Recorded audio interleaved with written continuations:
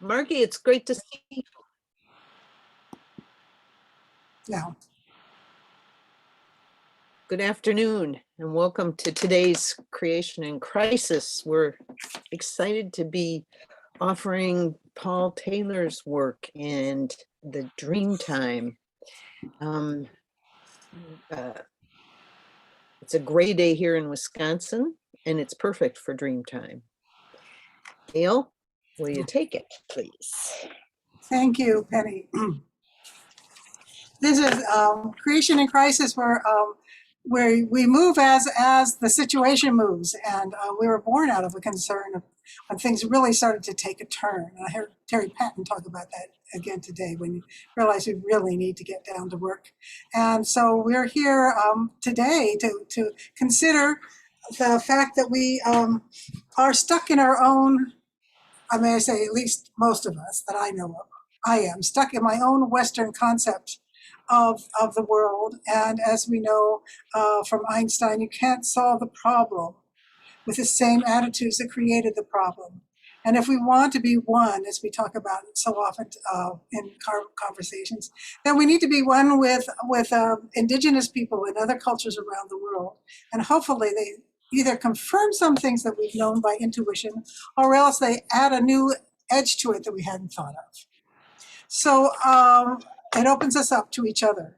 So I wanted to read a short piece by Michael Dowd about creation stories and cosmology. Anthropologist Margaret Mead remarked that every culture she ever encountered had an account of how things came to be in the beginning.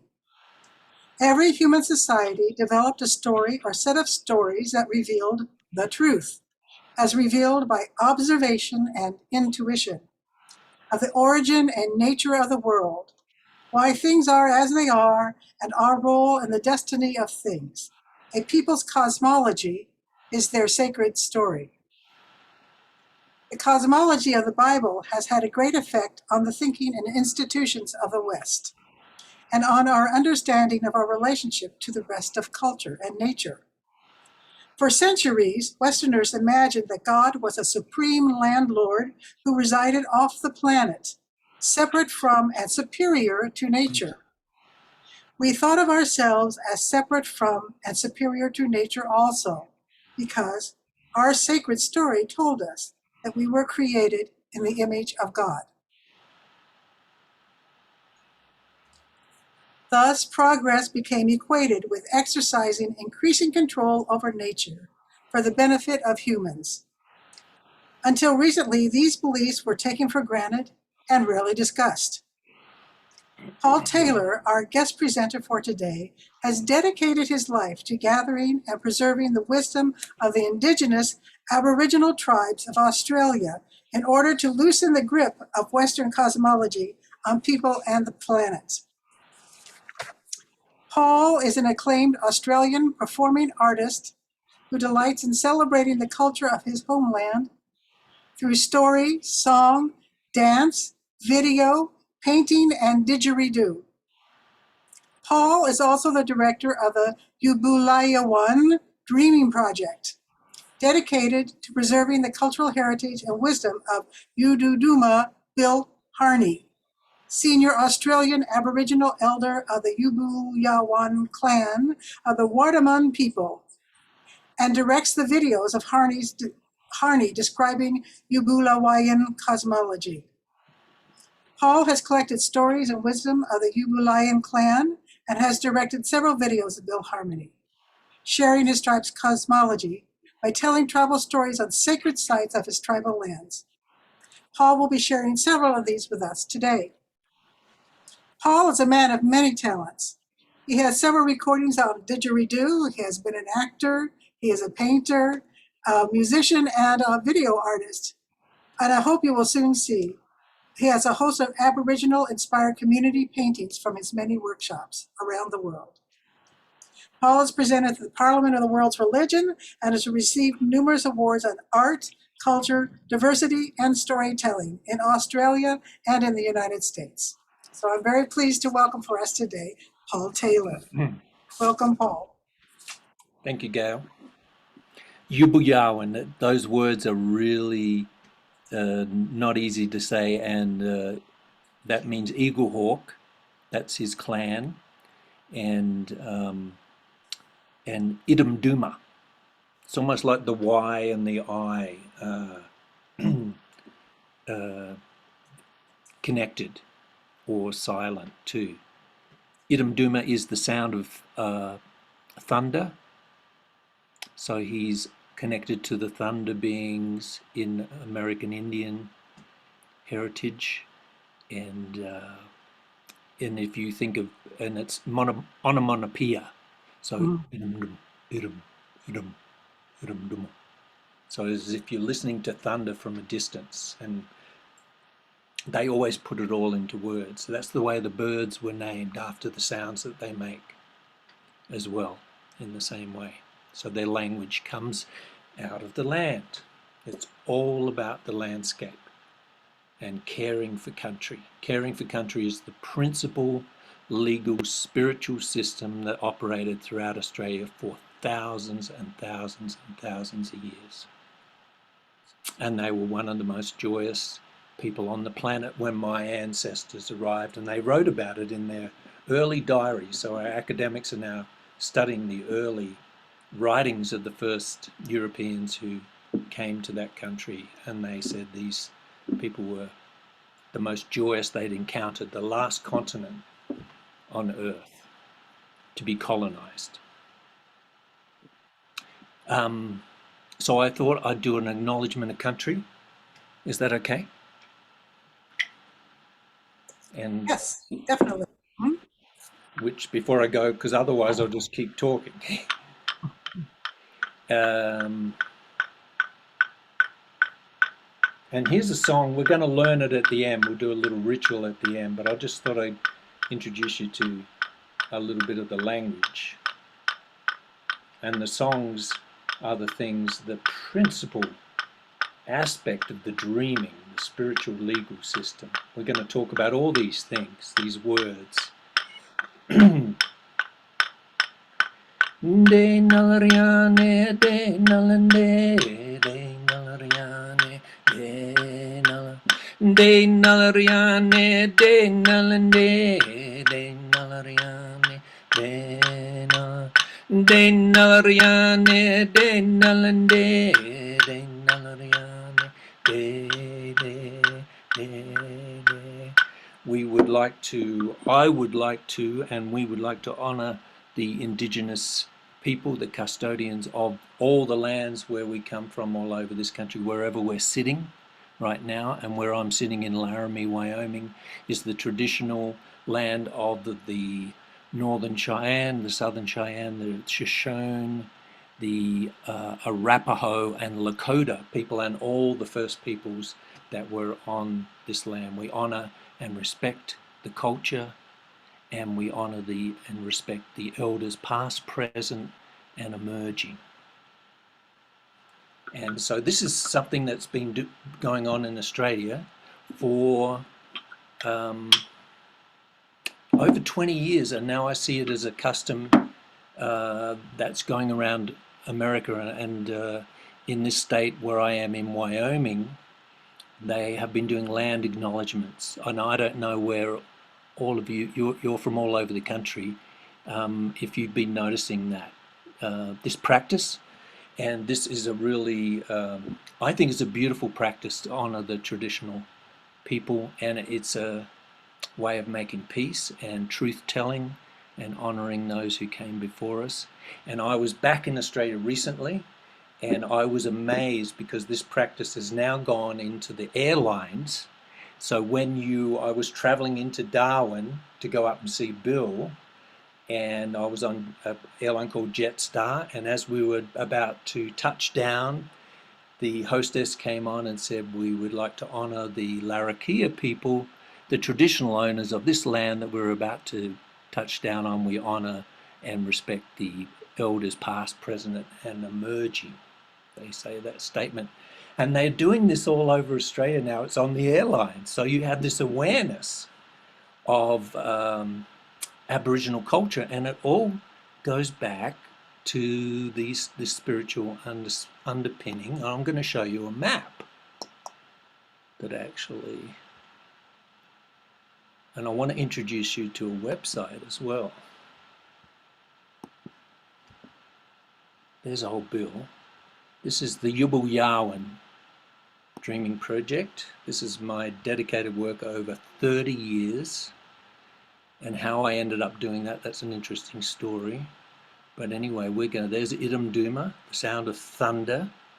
There's the man at the rock art, and I met him back in 1990, and he started taking me out, and I met him through my work as a social worker, taking me out to the rock art, which is very rare, particularly for a non-initiated person to go out to rock art and be told the creation stories. But because the ceremonies had stopped on the land, the people, the elders had made a conscious decision to share it with the rest of the world.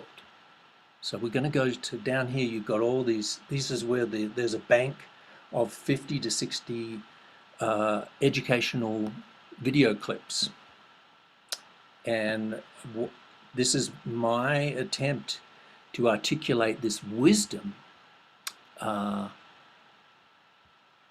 this ancient wisdom. And here's the map. This is the diversity that we have in Australia.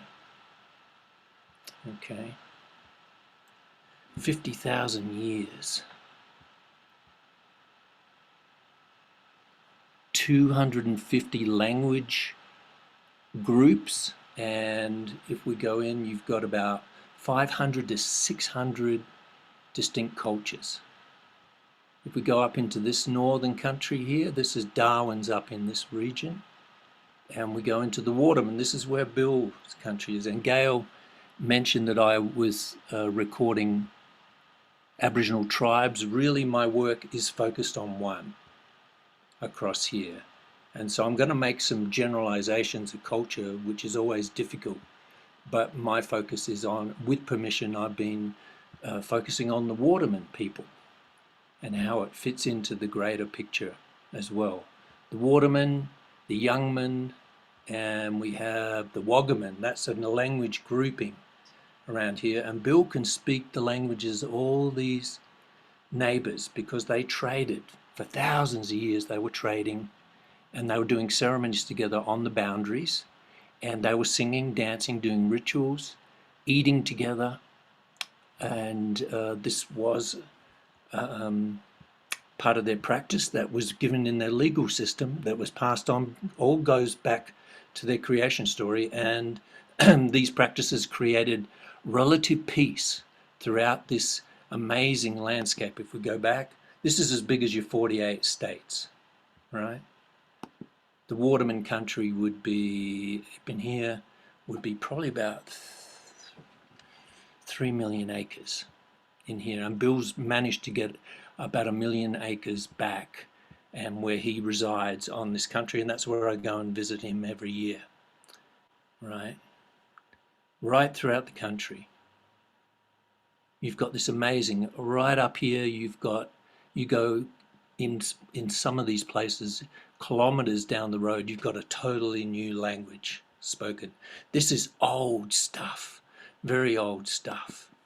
Right across the country, the ancestors sang and shaped the land according to the creation story. They made these journeys through the land. They were singing, they left the songs, they named that's where all the languages came from, and they shaped and sang the land. And the academics now are following these, what they call song lines, and they were like books where they were chants, and I sang you just one little part of a song line there just a minute ago, and these went right through the country, and they're actually, we're talking about 2,000 miles here. There's one called the Seven Sisters Dreaming that they're recording right now that goes through all these neighbors' lands, that links these people up in culture and history, right through to Ayers Rock, which is right in the middle of Australia, the biggest single rock in the world, and the birthplace of old Rainbow, and the Rainbow Serpent, the Rainbow Snake, and you have these language group regions. This is all goes back to the topography. Okay, and I'm gonna stop the share here, and I'm just gonna give you an idea. This is what 50,000 years.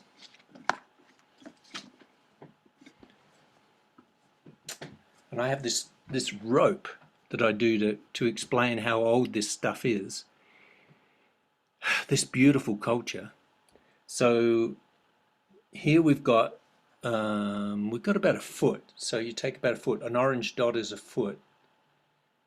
So here we've got 200 years. That's 200 years when my ancestors arrived. And that was because of the War of Independence, right?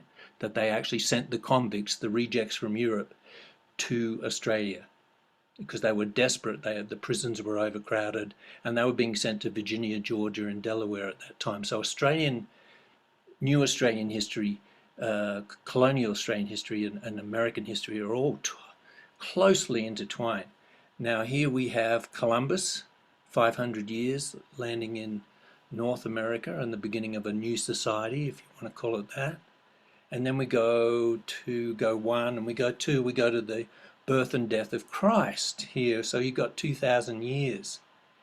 Now, if you take this rope, which is here, right, it's going to take me right out to the street here where my home is.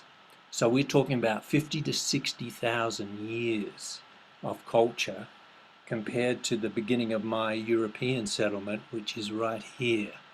So if Bill was holding this rope and he was out in the street, he'd say, and I'm holding my history here, he'd say, Paul, you white fellas have only been here 200 minutes.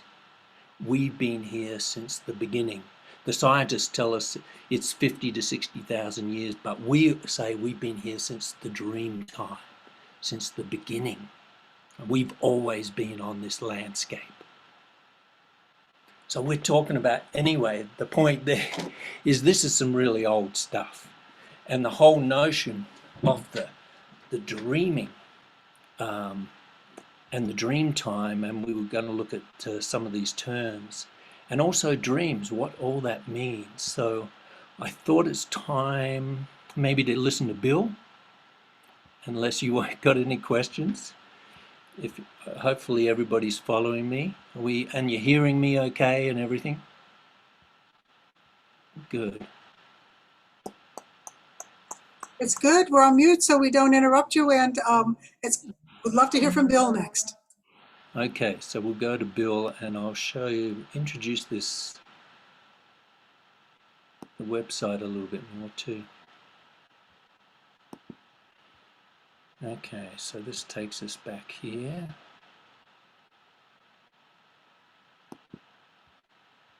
So this is in the language chapter, if you wanted to explore that more. Amazing diversity because of that culture. So let's go. We are going to go here. We've got the chapters. We're going to go to the creation. This is where the creation story is in 3 parts. So this is a resource for everybody, and this was created by American Philanthropy, which is part of my story of being over here and doing this, sharing this culture. And it's a resource for the world.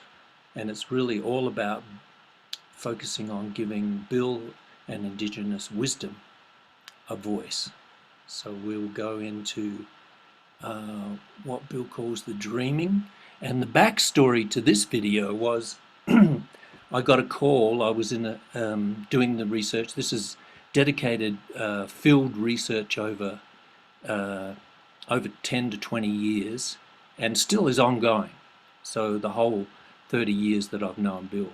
Anyway, I got a call from a friend who said there was the tourist office from Australia, Australian tourism, and they said we're going around the country and we're asking elders what does the dreaming mean, what's the dream time, and what's a song line. These are the questions that people ask. So I asked Bill if he could do that for us and put it on camera, put it on video. And he thought about it and he said, yep, okay. And he took us to this very specific place, and it was where there's rock art. You can see some rock art over here, and he's sitting on a rock. And so we rolled the camera, and we recorded it. And then you'll find that he actually repeats himself twice. There's another story. I'll talk more about it when he finishes. Let's just listen to him.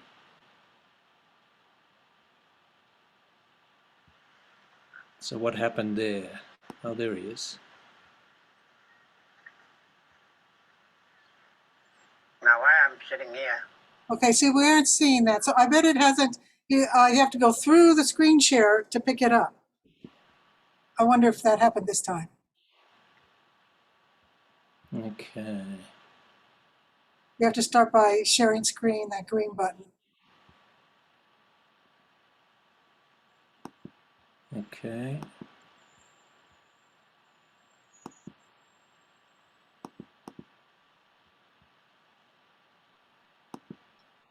Looking good. You got it now? Can you see That's that? good. Yes, it's good. Okay.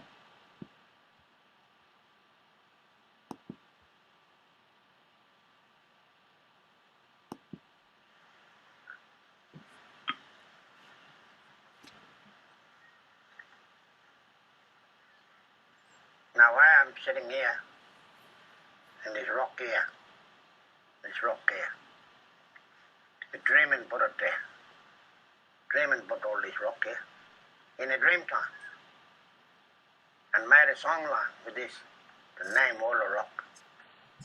Creeks, mount, river in a dream time. Dream time way back from beginning. We call that Waraja Bormanene. Waraja Ida. Dreaming. This is a dreaming bird. Now, while I'm sitting here, this rock here, the dreaming put it there. In a dream time. And made a song line all the way. From this country. To the hill, to many rocks. Dreaming put it there. In a dream time.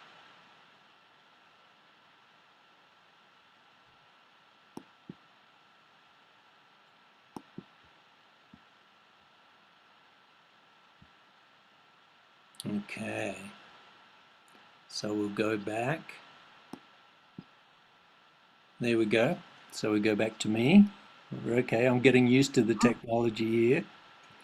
So he basically repeated himself twice there, and this is a really Bill.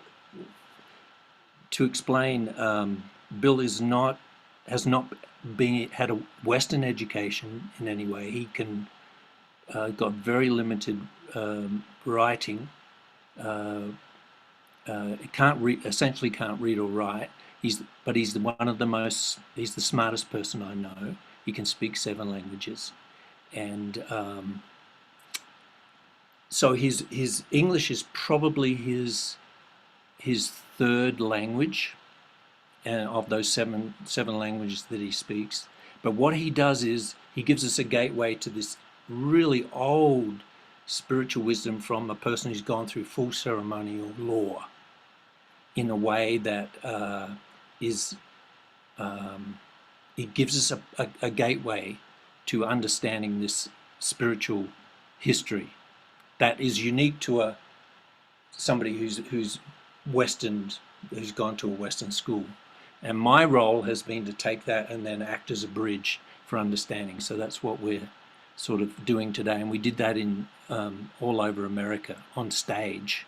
I brought him over for 2 tours, and my job was to really articulate what he was talking about when he'd lost an audience, because when he's speaking, he's in his world. He's living in the spiritual, as he says. So here, I asked him about the dreaming and whatever, and after he did the first take, I said, could you say, this is me as a white fella. We say white fella, black fella in Australia, and that doesn't mean disrespectful. That's the way Bill talk. So that means basically Indigenous and Western, right? A Western thinker, and that's me. And I'm saying to him, could you tell us a little bit more about what the dreaming is, right? And he said, and you know, just talk about it a little bit more. And he goes, yeah, no worries. And then you saw the second part, which is essentially almost word for word to the first part. And then we stopped again, and I said, well, Bill, could you say a little bit more about it, talk about it a little bit more? And he says, yeah, no worries. And then we did it 3 times, and essentially he said the same thing 3 times. And then I had a filmmaker who was with me, and he was starting to try and put words in his mouth, and I'm very careful not to do that, because Aboriginal people essentially want to please the white fellas, which has been part of the colonial experience. And so we stopped it there, and it is what it is. And essentially I look at that now and I say, well, what shows the creation more than anything is the rocks. The past, the present, and the future all happening at the same time is in the rocks more than any other part of the natural world, or I guess the stars as well. And that's another big part of the culture. So he chose that, and this would be Aboriginal geology here. And the rocks, wherever there's a dreaming place, as we were traveling around Wyoming in particular, I'd say, what do you see here on the landscape? And Wyoming's got these beautiful, it's got amazing geology. I've got a special guest here, Chris Moody, who's a geologist, and he's in on this as well. And Bill would see a rock formation, he'd say, well, that's dreaming for the Indians. That's what he'd say. That's dreaming, and that's a male side over there. He'd read the landscape. That is a female side over there. And he was reading the land as we were going around.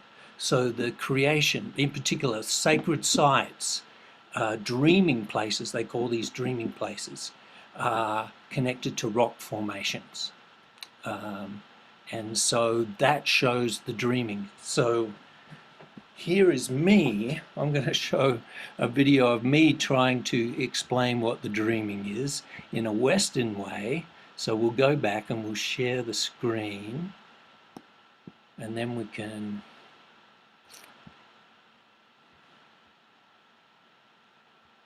share. Okay, is that right?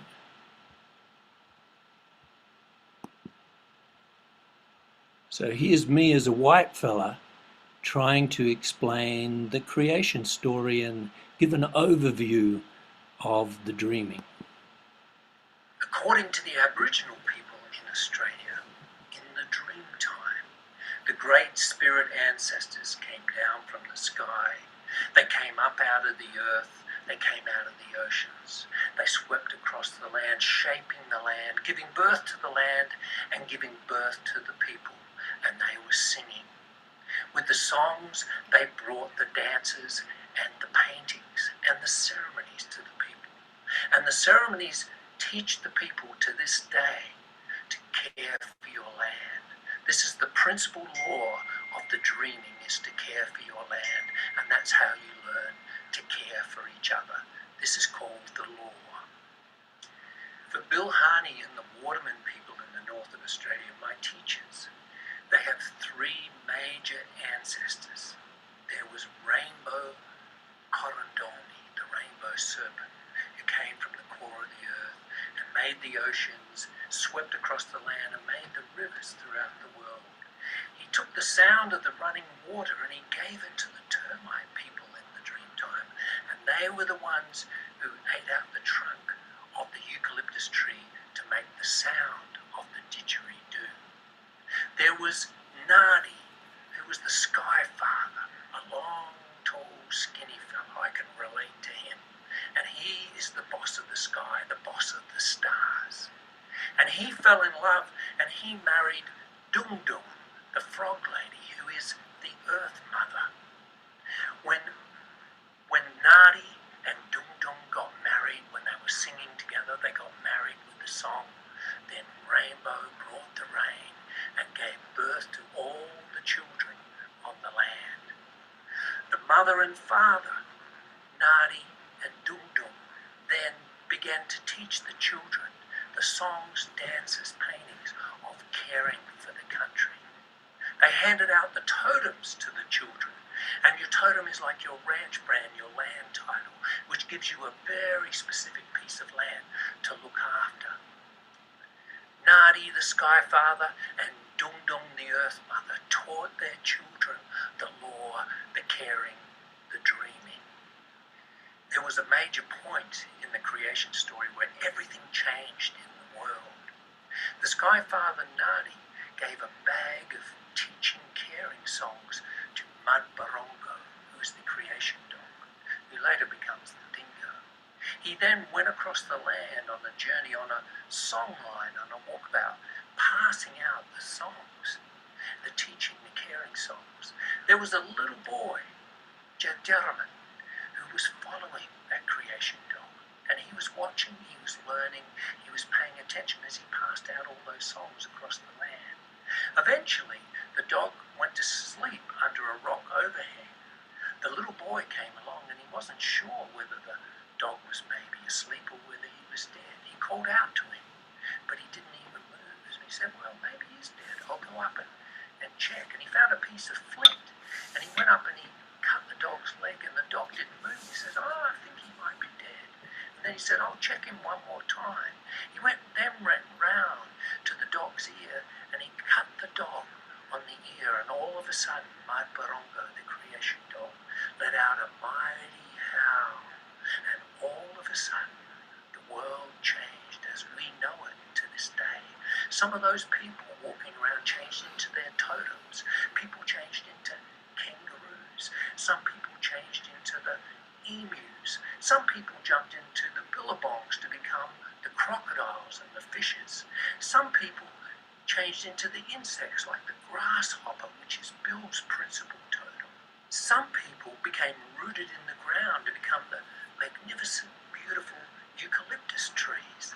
Some people all painted up, jumped into the rocks and left their mark in the rock to become the magnificent rock art sites that we have in this country, which is, they're like books that teach the kids for all time about caring for the land. Some people changed into the present day people, which is us. And the job of the present day people is to look after all our relatives in the natural world, because we're all connected. We all come from the same beginning. And when everything changed, the shadows of all the people went up into the sky to become the stars. And the principal ancestors, Nadi, Dung Dung, the mother and the father, and Rainbow, they went up into the dark spaces in the Milky Way. And they're watching up in that Milky Way each evening. They're looking down upon us, watching to see if we're carrying out the law, we're caring for our country. And if we're not caring for the land, they give us a signal. Rainbow will give us a signal, and it could be the tidal wave, the tsunami, it could be the tornado, it could be the earthquake, it could be the bushfire. That is a signal for us down here to pay attention.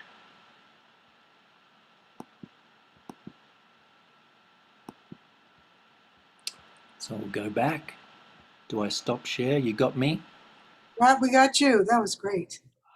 Right. So I'm trying to put it into context. Do we want to have some questions? I'll just do a little overview. This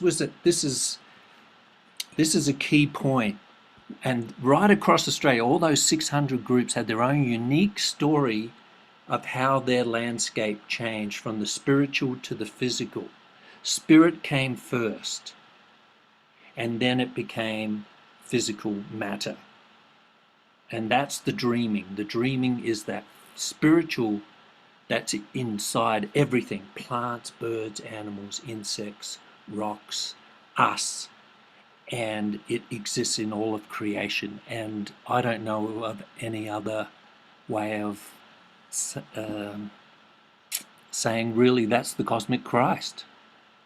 It's just the Aboriginal unique way of saying the same thing that is in the early days of Christianity.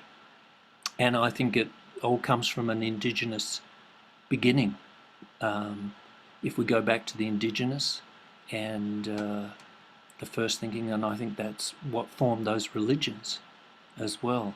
I'm not a scholar in creation spirituality, but I think studying this indigenous wisdom has given me a platform to link to an amazing worldview that links to a lot of other things.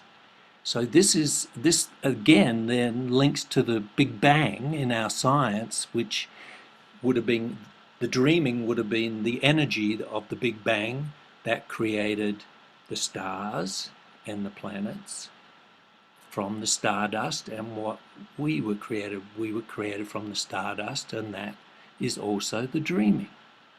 It's within all of us. My molecular structure is the same as the plants, the birds, the animals, and the insects. That is the same metaphor that's in the dreaming story. It all started as spirit, and then it became everything in the natural world. And if we go down to the smallest particles, we find, in our particle theory, we find that there is more nothingness than physical, than matter. There is more nothing than matter in those. We go down to the smallest particles, which is again what does hold matter together. And you could call it, science might call it energy or whatever they call it. And if I asked Bill, he'd say, well, that's the dreaming. That's what holds everything together. And it was done in song. So the song is another way of saying that there's a song that holds everything together. So he has a song with everything. He has a song for the termites. He has a song for the plants, the birds, the animals. Everything was sung into being. And the song is then a trigger of chapters of books as they went through the land. The whole history of the land was in song cycles that then opens up a whole wealth of knowledge. And then you also have this recorded in the rock art. And the rock art is like a book, and they're older than our books. The rock art in the Waterman country is about conservatively 10,000 years old. And that's very young for Australia. We've got up to 20 and 30,000 year old rock art, which is amazing. And that is all proof of the creation story. The dreaming. And the dreaming is the big picture. The dream time is that specific creation time. This is the way Bill would articulate it. The dreaming exists in everything in the creation. And so it's the past, the present, and the future. As long as we care for it, it will always be there. The rocks exemplify that more than anything else. And the song line is sort of the record of all that. And you can access the dreaming through your dreams. There's no Western word that actually comes close to this worldview, but the closest word is dream. So that's how the word came about, which is again a Western word for something that's very sophisticated. And I think it ties absolutely in with creation spirituality and the cosmic Christ and the Buddha nature. It's their own, and this is probably one of the oldest articulations in the world. And right throughout Australia, they had that moment where everything changed from the spirituals. It was like the dreamtime was that the ancestors gave birth to the people, and the people were all walking around. They were painting themselves up with totems. The totems were like land titles. Your totem is if you're a kangaroo person, that gives you a very specific piece of land. So it all goes back to the land, which is the mother. They were all painting, they were learning the songs and dances from the great spirituals. They were sitting around the campfire, and they were trading songs. And this is how everything came to be. It was through song trading. And occasionally they were stealing from each other, and they were fighting. And that's how the laws came about peace and everything, the laws of marriage. The moon stole his mother-in-law. Which you don't steal your mother-in-law, and that's built into the law now. But largely they were cooperating together. Everything was working together. And everything was essentially good, and they were trading their songs, and then it changed. And once it all changed, then that's those animals, the termite people, they were people first, and they created these incredible termite mounds. Then they used incredible engineering, and they have healing inside the termite mounds that was used by the people, and that's all in the creation story, and it's in the song. And maybe we should listen to Bill, or we should have some questions. Could I bring up one thing, Paul, which is maybe you were going to do this, Nancy. A Dream of the Earth, which is Thomas Berry's book, and both Benny and I looked for it there. He talks about how the acorn has a dream of the oak tree is going to be in it. I mean, you can study it, all the way through what happens, but it knows what to do next. And you, as a child, knew how you're going to become adult Paul, and that there is that. And he called that the dream of the earth. That the earth knew how it is to become as it becomes, and so it's a kind of pre-visioning. It's just, it may just be using the same word dream, and it doesn't have that much to connect with it between the two. But I've just wondered. No, the word seed is another way, another level of trying to understand. It's like the ancestors went on, they were singing, they were planting the seeds on the land. So when you see the landscape and you see pictures, let me try to explain it too. Here's a PowerPoint. Can you see that? Yes. So we're going back to the, how's that look? Beautiful. So you've seen these paintings. These are topographical maps. So the ancestors went along, and they were singing, and they created sacred sites, and these are like seeds. So this is called a song line, where there would have been a song that created this river system here. So this might be a river system, and these are all sacred sites, and people would go here to do the ceremonies. And it's also like a PowerPoint where you recharge the land. Our job is to recharge, because we take from the landscape with food and water, so you've got to give back. And so you go to these places on a walkabout, which is a ceremonial journey, and you recharge the land, and you do it once a year, and that ensures survival.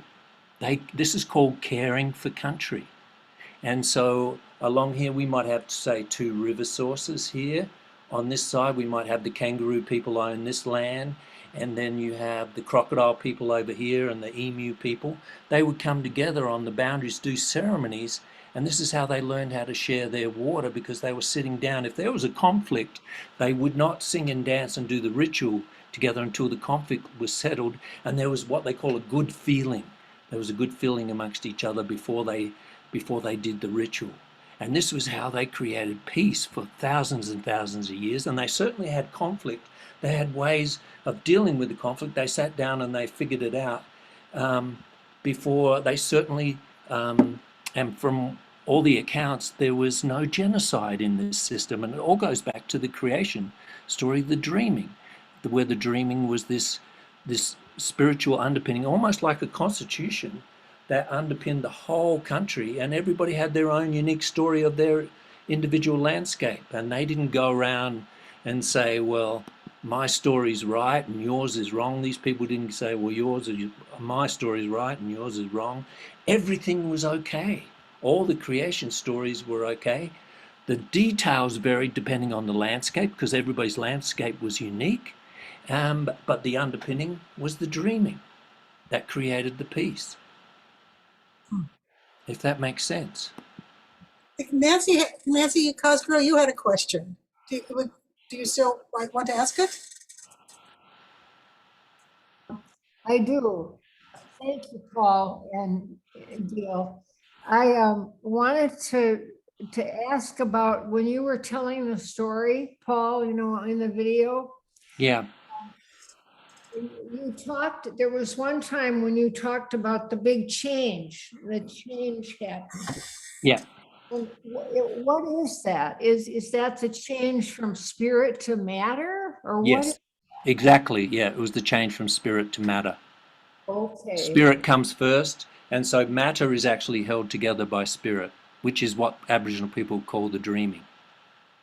And it's also a song, and that's why you sing it to regenerate it as well. You sing the landscape. Bill says you sing the landscape to make it happy. And some people have interpreted that statement as being, well, he's talking about some sort of nirvana hippie thing, and he's not. He's talking about ecology. He's talking about singing the land to ensure you get the right amount of rain.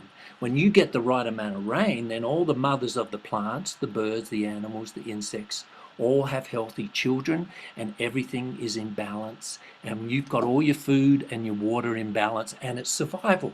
This is how they survived for 50,000 years. Mhm. While cultures around the world were going all over the place, moving, shifting, they think they were the first offshoots out of Africa that came, and then they got to Australia when it was connected to New Guinea, and then there was a land bridge. They moved to Australia. They think within 2,000 years they went right around and they settled in Australia, and then with the hair DNA that the scientists have now proven, they didn't move. They were connected to one piece of land for 50,000 years, which is absolutely mind-blowing, I think. And so this is where this system developed, and there was respect, a big thing, respect, and it was all in their spiritual underpinning. It was all connected to the whole concept of the dreaming, which I think is creation spirituality. Yes, it is. One other question then. So when the woman and the sky and the earth unite, Right. did you say something about a young boy or a young? Yeah, I was giving little snippets of Bill's unique story. The neighbors would have their own unique story of creation. They might not have the little boy, or I talked about the creation dog with getting his ear cut.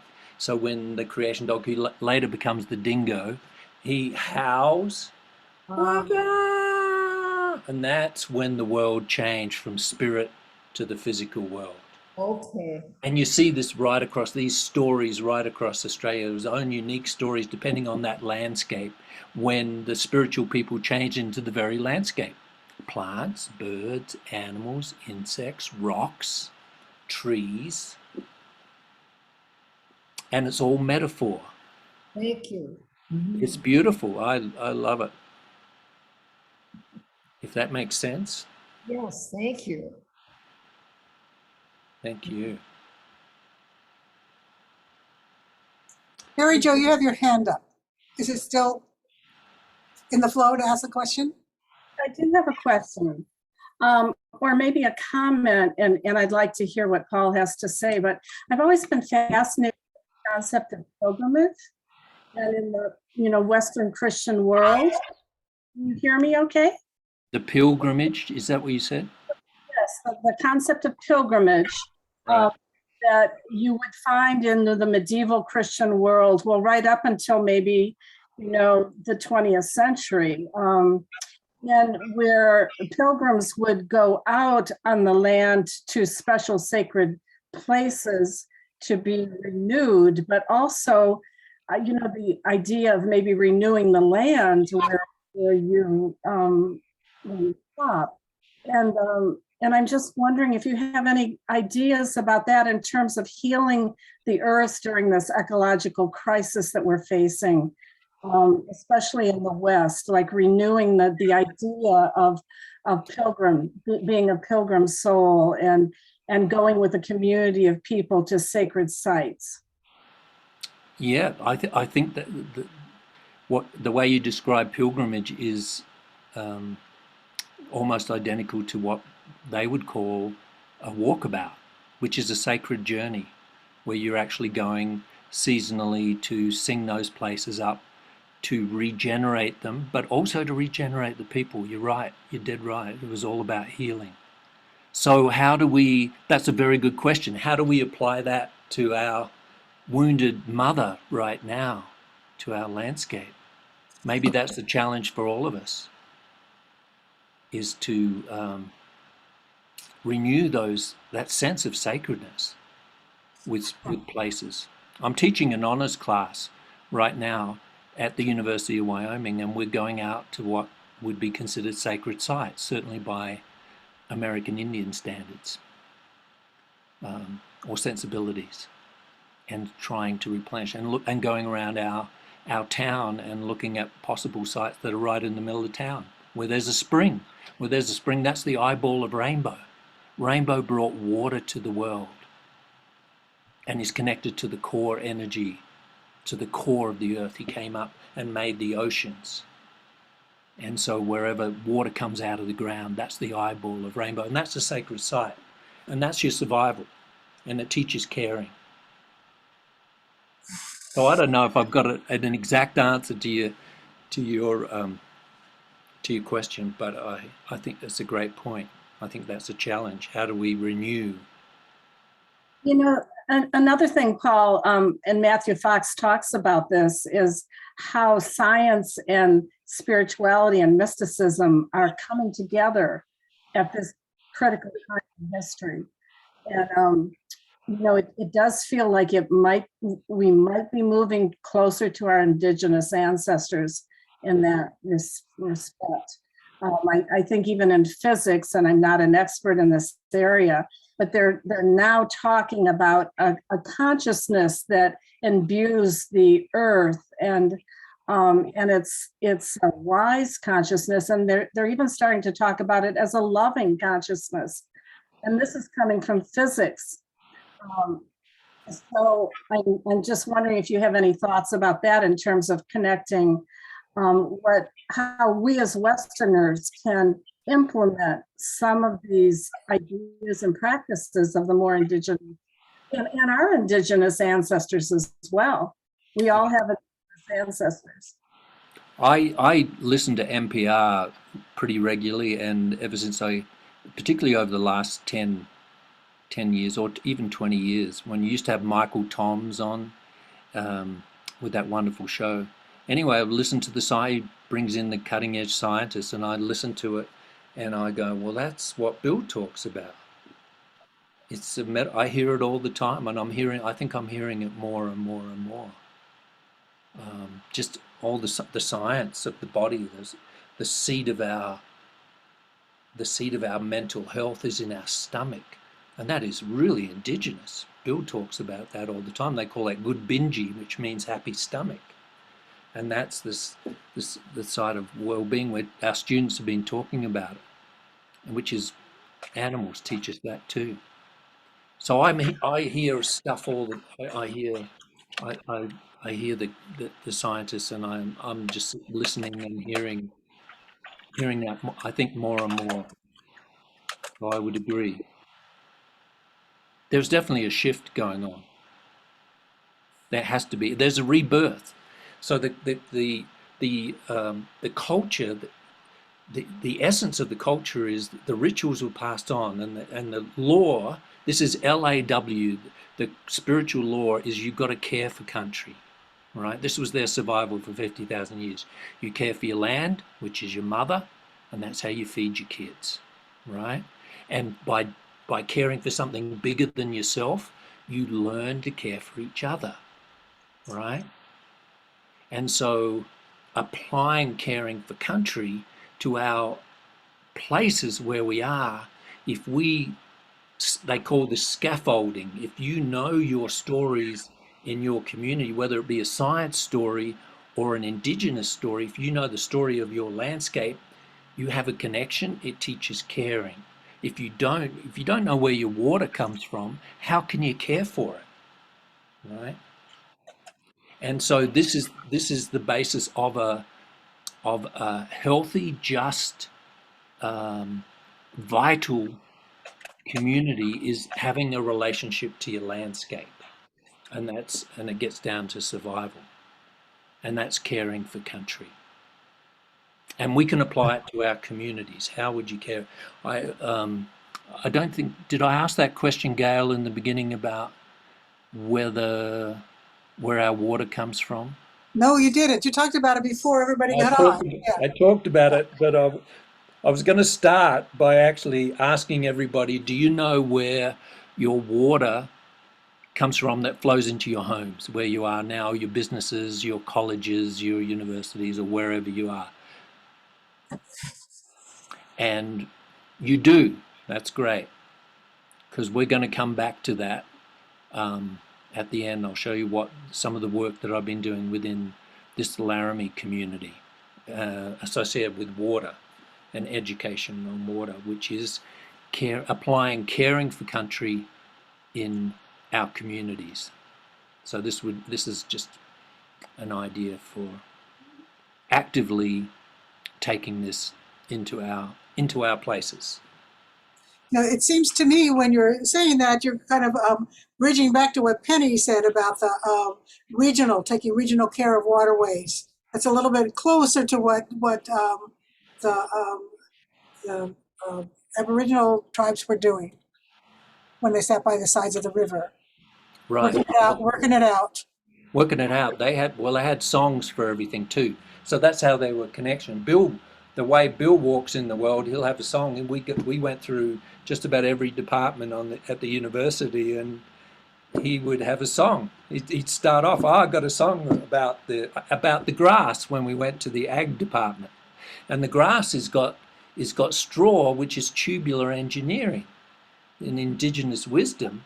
And then that was given to the people by the grasshopper, who was human in the beginning but later became the grasshopper, and he brought the law for tubular engineering that was then traded all over the world. The birds have it in their feathers, and that's why they can fly, and the people have it in their bones, and that's why we can walk.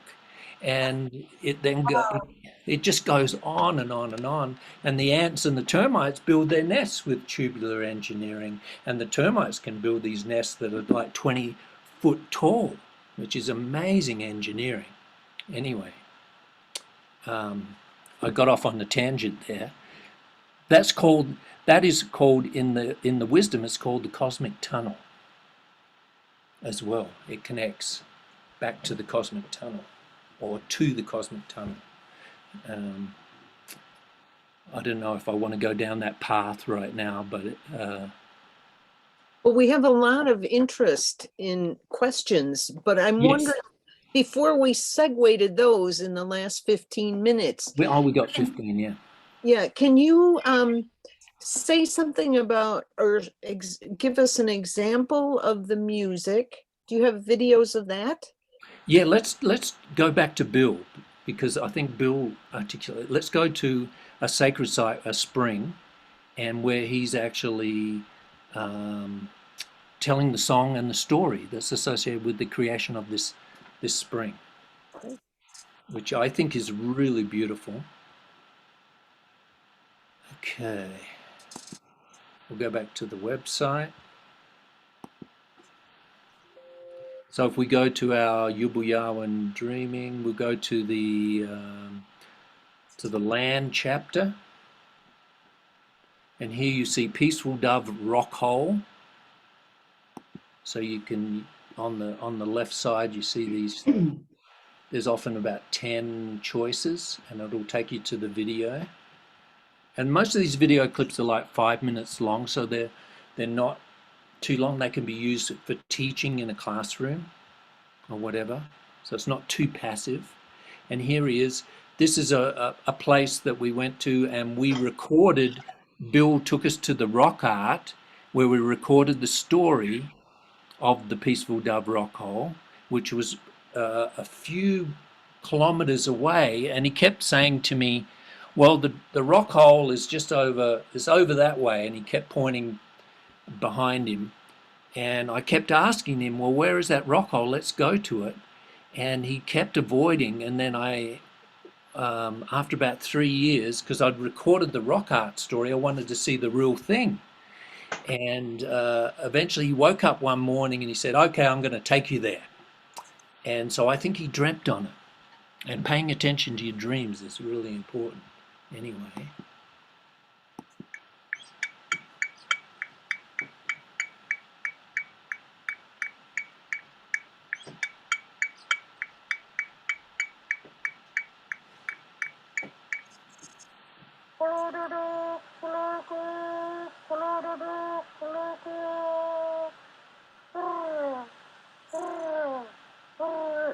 little peaceful dub.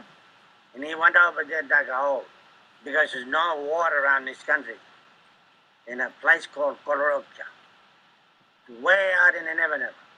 Then the open plain. There's hardly any tree all around it. They was dancing around this little rock hole where they was digging. They was singing about this water. Then they go away singing and they come back again and look. Still no water. They go on ahead again singing. They went on ahead singing and singing. And then they went away. Then come back, they can see that the earth's getting damp. And they continue singing. Anyway, next they saw the water come up. When the water come up, they were happy. They drank that water and they gave it to all the others. This is a rock pool of water way out in the open plain, in the black soil plain over here, way up. And all the rocks all sitting around round like this. That's the part of the all the diamond dub, peaceful dub, cockatoo and all that, all standing there. When they change from bird, they shadow, become a rock now. And then that's where all these little groups of rock, all the way around this big rock hole. They said, oh, well, all right, we'll call for everybody to come here to do the ceremony, nah? They said. Anyway, they started the singing there. Dalamandala la brandana, dalamandala la brandana, dalamandala la brandana, dalamandala la brandana, dalamandala la brandana, bramandala dablin. Dalamandala la brandana, dalamandala la brandana.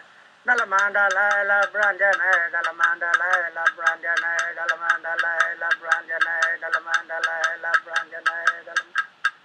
While I was singing that, they was standing around in this rock hole that made it, the water to come up.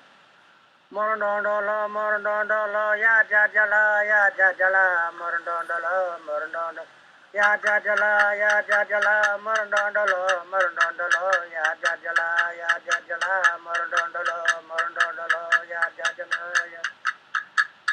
The morondondolo mean that the whole way, like where they remove all the earth. And after they drank water, and the yat-yat-yalla mean that they all moved away.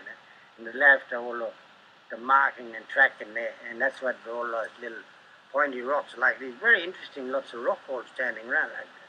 Just like if somebody built a little yard, you know. Just like that, those rocks, little eye rocks all the way. And this big rock pool in there. Morondondolo, morondondolo, ya-ja-ja-la, ya-ja-ja-la. Morondondolo, morondondolo, ya jajala, ya jajala, morondondolo, morondondolo, ya jajala, morondondolo. When they change, you become a bird and they go. That's why you need the sound of that diamond dub eagle.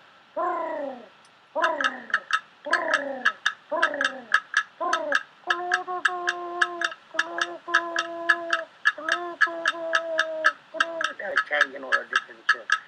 Morondondolo, morondondolo, ya jajala, ya jajala. Morondondolo, morondondolo, ya jajala, ya jajala. Morondondolo, morondondolo, ya jajala, morondondolo. I was a kid who was running around here in this part of the country. Because I'm a water. This is my mother dreaming country here. This one is called Coloropcha.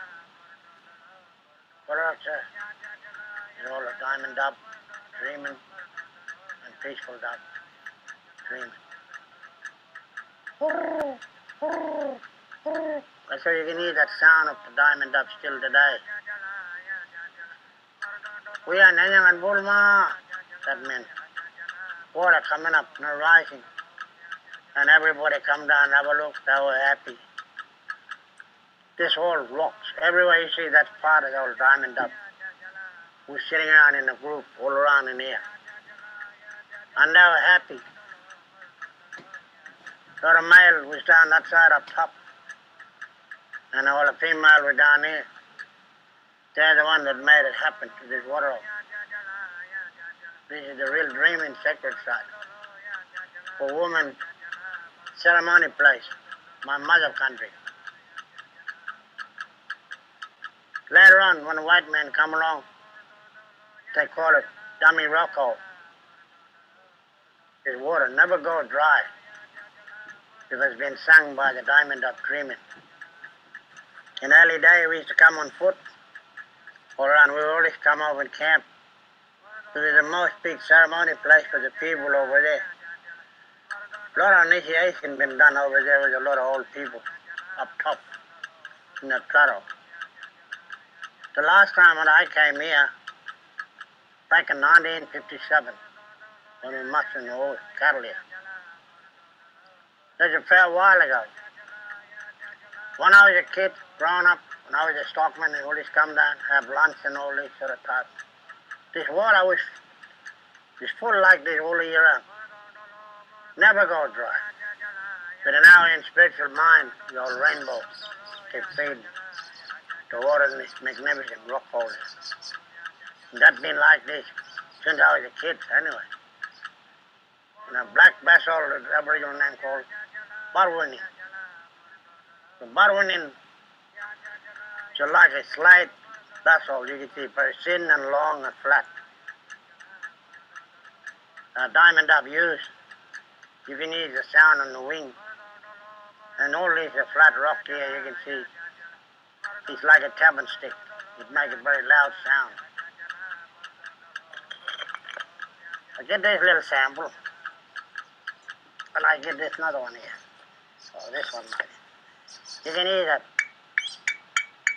See, that's a real sound. That's a real bell sound. And that's a very interesting little vessel called Barwini. I put it back from my mom because he is dreaming. When I picked it up and I put this one back, he's belonged there. We can't let anybody take anything away. And this old mom, all my mother, all my sisters and all that, they're all in here. That's why I come over visit. My mother dreaming here in this rock hole.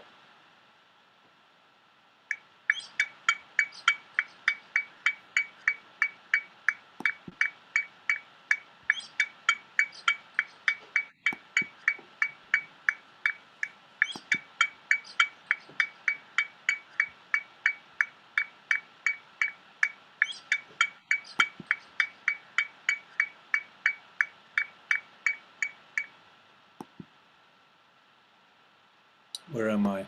I'm trying to come back. Yeah.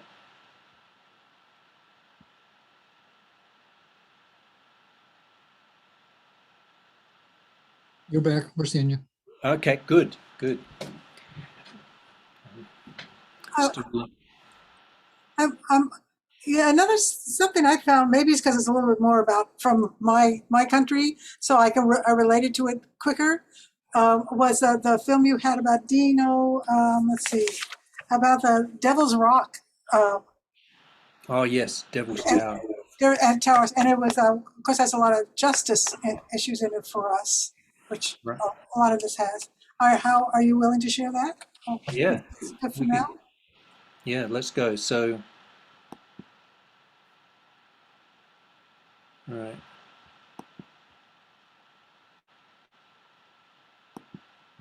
Sorry. So we'll go, I've got to go back to share screen. Here we go. So if we go back to this site. So, share.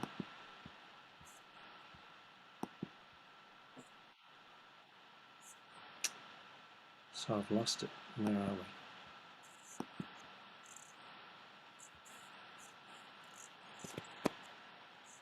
There we go. Sorry for my lack of technicality here.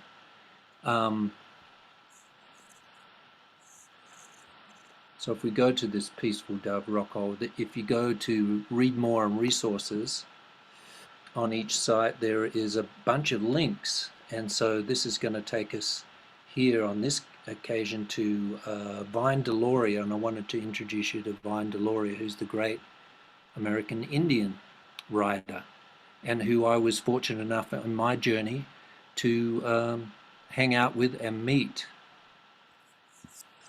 And here he is talking about sacred sites. Devil's Tower seems to be the point of confrontation between, I think, religious and secular forces. And that comes from the government's policy of multiple use. They want as many people as possible to use a certain thing. They don't do this for the Christian religion. They allow them exclusive use of all kinds of things. See, they don't really believe that the Indian religion's a religion, so they figure it's a multiple use. It's one of the very ancient landmarks in North America. There are all kinds of others. The Hopi seem to have squatted on one of the mesas that really has power. And Six Nations have very good power spots in some of those lakes. And a Pipestone Quarry. Navajo Mountain, which is four corners are sacred to all kinds of people. So you have to ask, if this is sacred to several groups of people, doesn't it have more spiritual power, and aren't there more spirits there than there are in any of these other places which are sacred to only one tribe? And so then you begin to intuit that the place was one of those sanctuaries where people could come and go without fighting each other, and had to do that because you couldn't fight your way to the Devil's Tower and hold a religious ceremony. Same way with the Pipestone. So what the Sioux and Cheyenne would do would have a ceremonial year that was supposed to end up in that vicinity. And the Rosebud people have identified the three mountains that are part of the ceremony. So in the spring, people would be following the buffalo herd, and they'd have to do a series of 4 ceremonies, the last one of which would end up either at Devil's Tower or Bear Butte, depending on the season, or depending on what year it was and what the situation was. So this is written down now in a book on star knowledge. And Devil's Tower is Yankaha, which is about 40 miles south. Those, I think, are the horns of the buffalo, and then the Bear's Butte that becomes the nose. And you have these complicated ceremonies have to be done there. And that's for continued renewal of the earth and life. And the buffalo, of course, symbolizing Mother Earth and symbolizing life. So those were very important. That's the way you didn't hunt out the buffalo herds. You took just enough of it to ensure that the buffalo continued, but you had to do the ceremony thanking them and thanking all the other spirits. So then there are other ceremonies for the rest of the year. So your year is kind of under ideal conditions, broken up into migrations where you have to be at a certain location to do a certain ceremony. That keeps everything balanced. So you come to the place, and it does send a chill up your spine, whether you're Indian or Anglo or whatever. I mean, extremely impressive place. And I think you do. I would imagine even some of the climbers get a tremendous emotional jolt. Well, here comes the basic question of respect. Really respect something. I mean, you don't go start putting up Kool-Aid stands on the tomb of the unknown soldier. Humans, particularly industrial society, has no sense of self-discipline. They allow themselves to do anything in the world. But the Indian thing was, if you don't really totally understand it, you better kind of, not make the total commitment to the thing. You better leave it as partially mysterious. And I think a lot of people don't understand that it's not that Indians should have exclusive rights there. It's that that location is sacred enough it should have time of its own. And that once it has time of its own, then the people who know how to do ceremonies should come and minister to it. That's so hard to get across to people.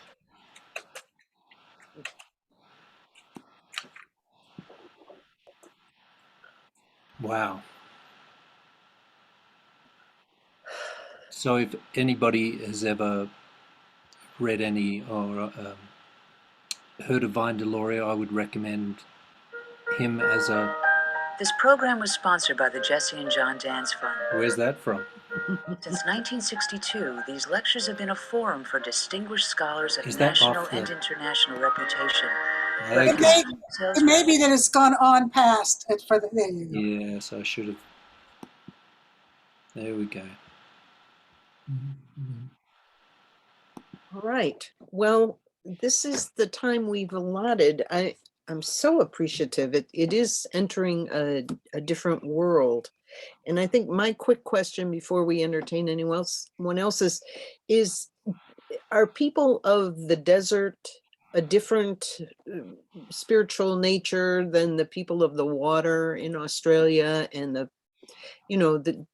how the geography informs our native tribes here? Is that similar in Australia as well? God, it keeps on growing. Anyway, yes, the landscape creates the culture. The interesting thing in Australia is that the dreaming is universal throughout the country, and that's that underpinning. It's like that spiritual legal system, and then you've got your desert people that do the dot art. You've got your northern people where the Rainbow Serpent is really prominent in the north, where there's more rain, and you have your tropics, and that creates the rock where there's rock art, and they have a different form of art as well. And it's really hard to generalize, and I'm certainly not an expert on culture, but I'm trying to give an overview. But that I can say that the dreaming is something, and that's just that spiritual underpinning is throughout Australia, and that's what links all the people together. So Aboriginal people do identify as one big huge nation. Amazing. Now we have some Australian folks who have put in comments, as well as people with connections to Australia. I recommend our chat, but with the time remaining, any pressing questions, perhaps you could do the hand raising under reactions, and we'll try to get to as many as we can. Any pressing questions that want Paul's time right now? And I'm not seeing any, because otherwise we could just read some of these comments. Let's see. So there was a question about Patty McGrath. There's despair in the issue of mining by Adana in Queensland. Do you have any thoughts related to that? That's to me. Yes. Well, certainly any mining. Bill has a metaphor in one of the chapters. He does sign language. So this is the sign for a white man. So he grabs, and his other metaphor for a white man is bulldozer. You don't bulldoze the rocks. That's when you get sick. And he says that in one of his videos, which is your totem. So again, that's respect for the sacred nature of the mother of the earth. And he doesn't use that word mother. That's more of an American Indian tradition.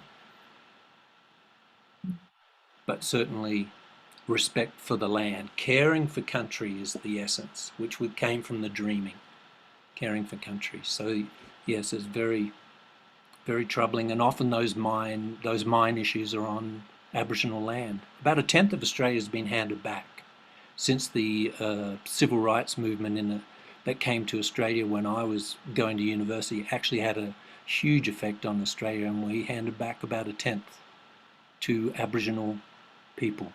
And so you can imagine a landscape as big as the 48 states, and 1/10 of this landscape being handed back to American Indians. I'm not sure what the percentage is. from a cynical point of view, it's land that Western culture didn't have any issue with. But it's still major. So in places like in the desert and up in, certainly in the Arnhem Land, you have really strong culture where you have a bunch of bilhanis, male and female, teaching law to kids. And the culture's not going away. It's changed a lot, and a lot of places, like in Bill's country, the ceremonies have stopped, specifically in his land. But he takes the kids go off to the neighbors where they're still actually doing initiations, even though the initiations haven't stopped. So they'll adapt, and Aboriginal people will always believe in the dreaming. That won't change. The ceremonial traditions may adapt and evolve, but they'll always remain. And when from my Aboriginal friends who've been to international conferences, they say when Aboriginal people come in, the rest of the Indigenous world sort of step aside, and they're recognised as the oldest, which is really remarkable. So they're shown respect. Paul, I'd like to just add that just this last week, the Daintree Forest in northern Queensland has been handed back to the First Peoples. Yep. Wonderful. That is as we speak, but sovereignty has never been ceded, and the land was stolen, and the Uluru Statement of the Heart from Aboriginal people in Australia is crying out for white people to listen, and our government is turning a deaf ear. So we have a lot to lament in Australia. Yeah. Yeah, waking up to the grief, all the grief and the buried history. And Bill was actually on the front of the on ABC News only about 2 weeks ago, where he was talking about reparations for being slave labor. So when I in the 60s, when I went to school with my Catholic uniform on, and I wore this little, and it was actually a French Catholic uniform. I had to wear my uniform in the 60s, and there was no art at school, and it was really Victorian education. At the same time I was wearing this uniform, Bill was enslaved up in his land at the same time, and that did not get challenged until 1968, where Aboriginal people were recognised as human in their land. That's the way Bill says it. They were seen as subhuman, and they were the lowest form of humanity on the planet when my ancestors arrived. And nobody had an idea about the dreaming. We're starting to listen now, but we've got a long way to go.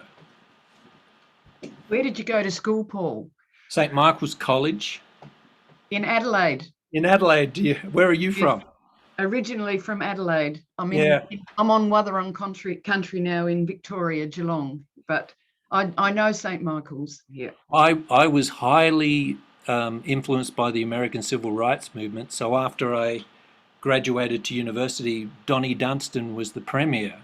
He was the openly gay premier of our state, and who was famous for wearing pink shorts to the legislature, we call it Parliament, and long white socks. And he opened up 2 opportunities, that educational opportunities. He created the first Aboriginal task force. So when I was I was 16, and I was hanging out with the shining lights of Aboriginal Australia in our course, and I was never the same since I was introduced to the whole concept of the dreaming at that time. And so I was a social worker, and I went and worked. They said, go to the Northern Territory and work and come and visit us, and so I did, and I came back to Adelaide, and then I got into the arts, and the man with the pink shorts created the second biggest arts festival in the world, and gave me artistic opportunities that I would never have had, and then I got the opportunity to come to America, and but it was those 2 things. It was Aboriginal and the arts, and as a final point, the gateway to teaching this is through the ceremony, which is the song, the dance, the painting, which is which is art focused, which is creation spirituality. Anyway, I'm rambling. Well, Paul, before we end, because it is just about time, I wonder if you could, from your website, just run through some of those exquisite paintings that you do with your who's ever in your workshops, children, adults. Okay. Have we got? I want them all. I want to own them all over my house, and I know they're not made for me. Okay. I think they're so beautiful. So I need to share again, don't I? Is that right? There we go. Okay, here we go. So this is how I've manifested all this teaching, 30 years of hanging out with Bill. He's been mentoring me every year as I go around all over the country and share. It's been a conscious, active mentorship. And so if you go to this site, and I'm trying to get to the murals page. How do I get it there? It was right there. You had it. Yeah, I can't. I've got this box in front of it. Stop share.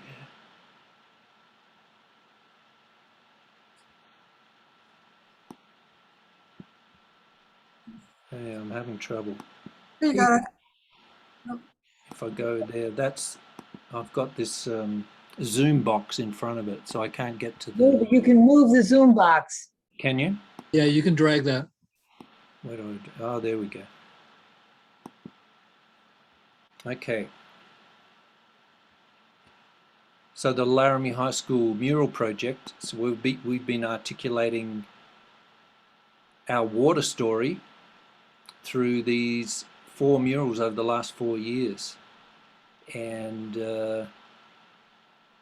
using inspired by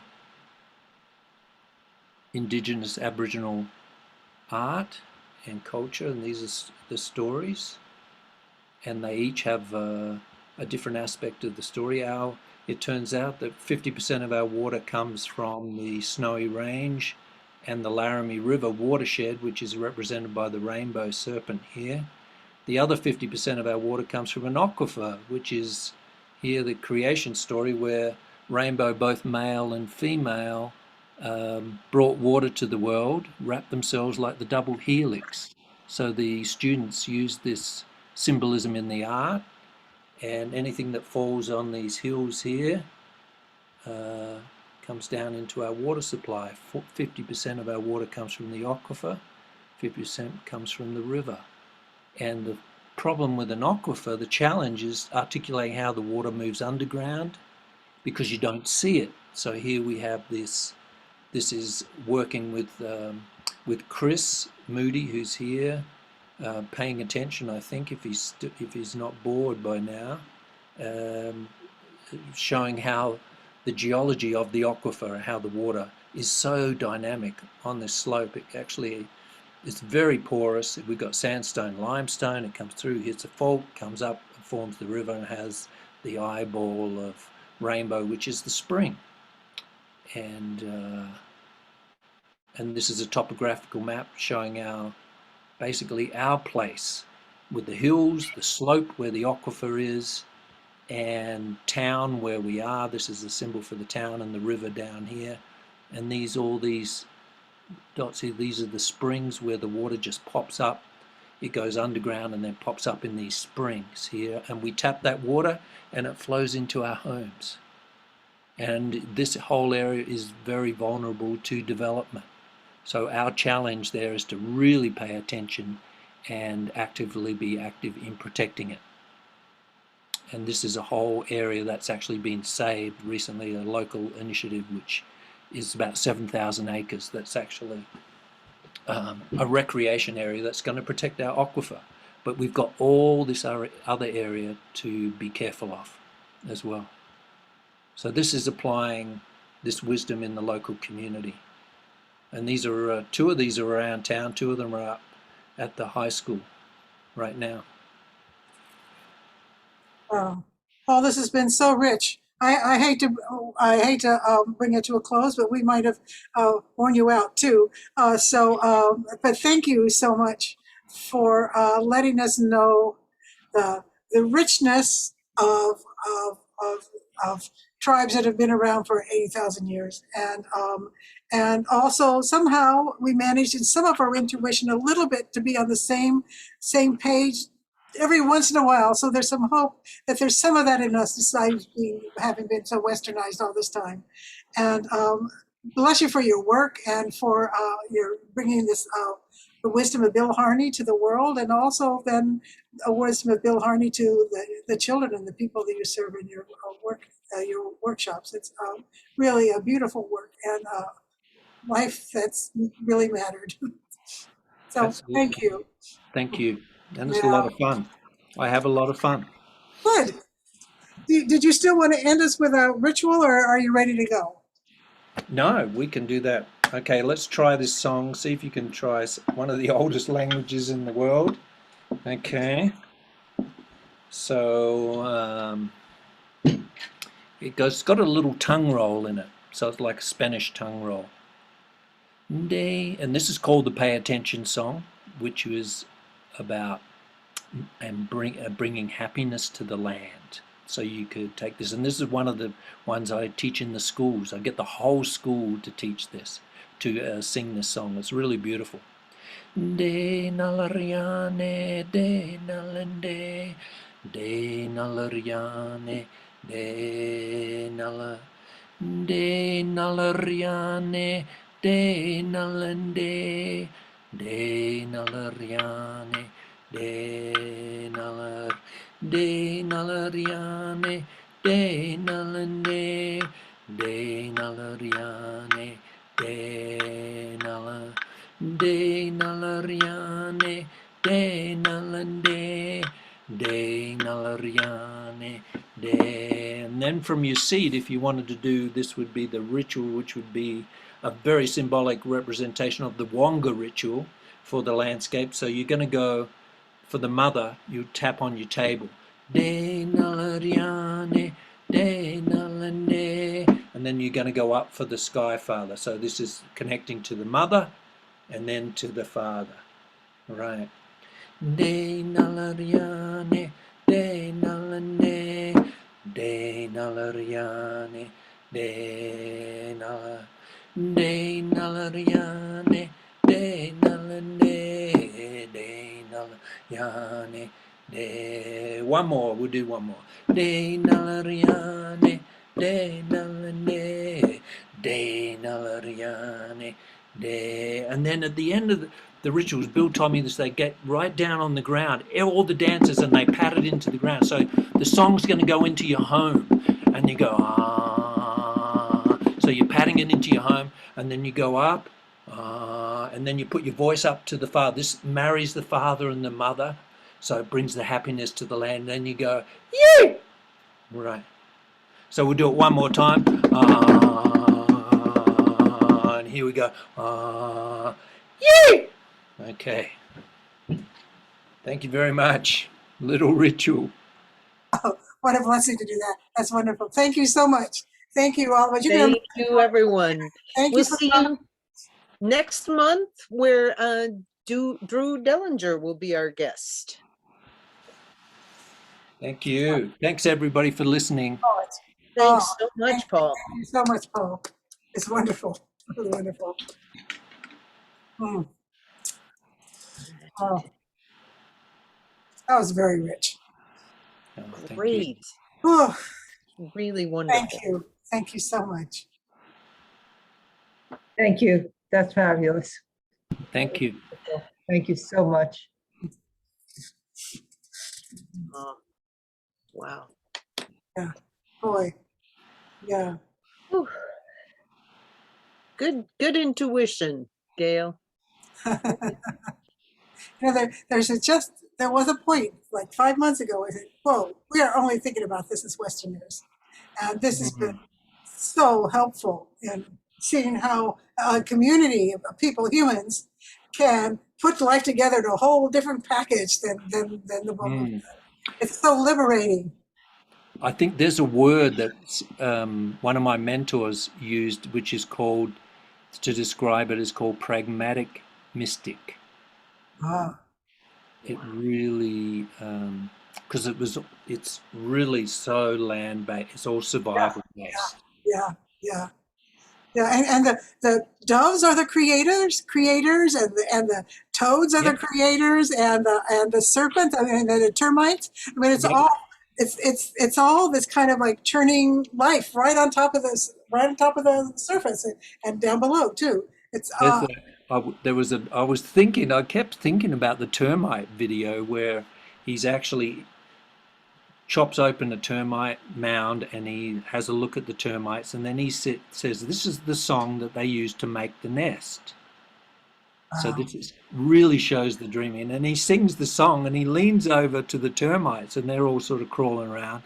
And he's saying, oh, look, they're singing, they're dancing too. It's just this beautiful thing that really, I was thinking of showing that. I kept thinking of it during the talk. I said, I wonder if I can get to the termite video, which would have been good. It's under Bush University in the Bush University chapter, and I think it's just really special. And it all seems to be possible because the humans have put Earth first. Yeah. Yeah. Yeah. And you're kind of the guess of the animals. You're the guess of the rocks. It's like they came first and they create. It's the way we relate to. We go. It's like, I don't know about pilgrimages. I think generally we go there so Earth can inspire us, not to give much back. And this whole other way of doing it is an inspiration and a challenge. You have, it's called business in Aboriginal culture. You have to do the ceremonies. If you don't sing the bush potatoes, they will dry up, right? And it's really their business. That's the legal, and it's a legal system. Wow. In the dreaming.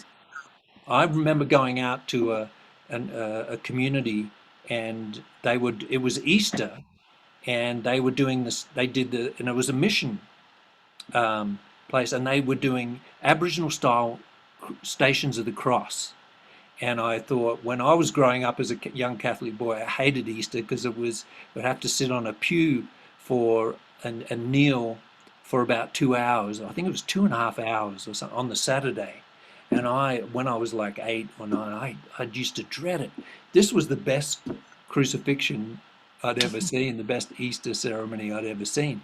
And the next day, and the missionaries were there, and the Aboriginal people, they were doing it, singing and dancing. They were doing it. It was just beautiful to watch. It was all theatre. And then the next day, I got up and the place had disappeared, and I found a missionary, and I said, where's everybody gone? And he says, they're off doing business. And I said, well, what's business? And he says, they're singing the bush potatoes. They've got to do it at this time of year. And that might take a month. Well, they will come like a theatre company. They'll come and they'll paint themselves. They've got to get all the accoutrements ready for the ceremony. There's directors of dance. There's directors of choreography. There's directors of the song. The song cycle might be 100 or so verses long.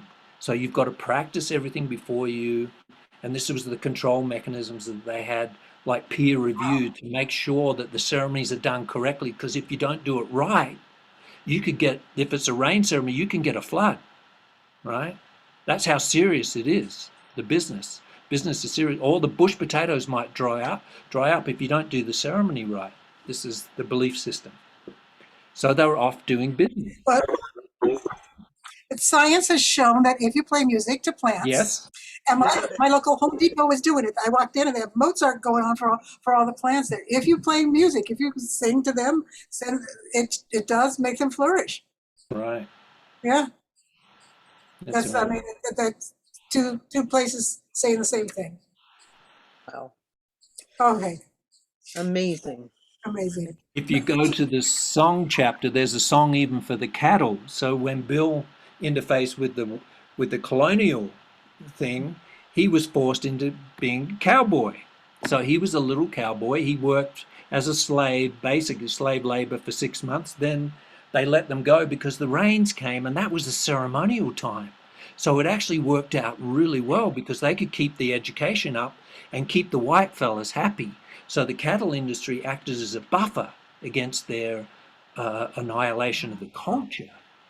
And so anyway, they loved the cattle industry. With their discipline for ceremony and business, they adapted to the cattle industry really well.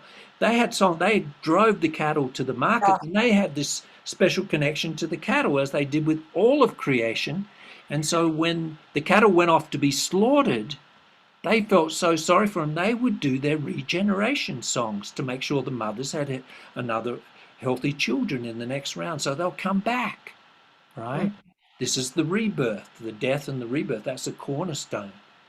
And at the same time, when they were doing that on the campfire, at the white fellas' campfire, they were counting the money. So you had these two polar opposite cultures. And that was their slave labor was singing the cattle, and the other one was counting their money. Oh, that makes me cry. Yeah. And you talked about Bill's community doesn't do ceremony, and Not as much. And Not as why much, is mate. that?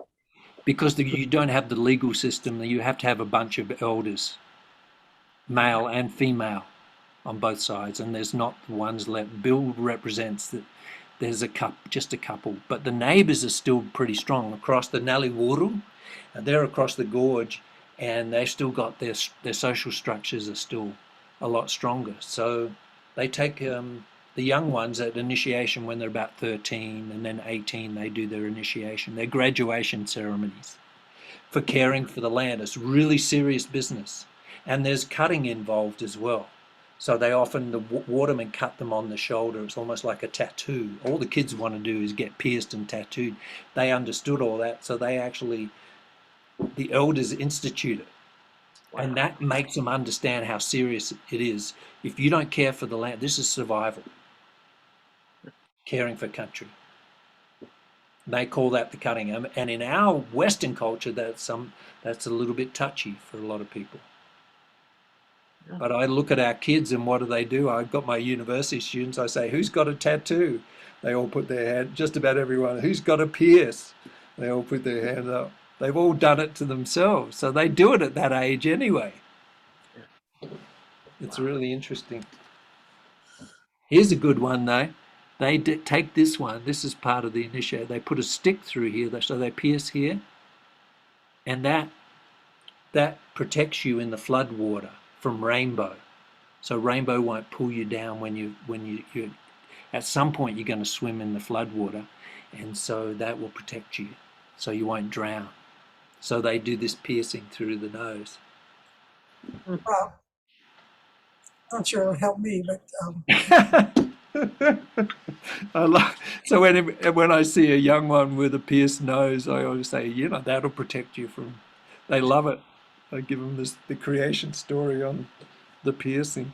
Oh, if only they can have the spiritual basis for doing all that, I mean, so much of it seems existential here and separate. And I always say to my students, I say, whether you believe it literally or not, respect is a big thing to respect, because Bill believes this literally. But what it does is it teaches caring. All this teaches caring for your land. And how do we teach our kids caring? We've lost all of that, as like Gail and Penny both have said, and in particular, we've lost ritual in our culture. Yes. It was really considered avant-garde when some friends of mine created a ritual for their son when he turned 13, and did things about allowing himself to go away from his neighborhood, to travel across the city. It was as a sign of independence and maturity, and just because of who they are, there's caring about all of creation as well. But I think that's a big loss in our Western culture. Yeah. Yeah. Yeah. Well, and now as the church,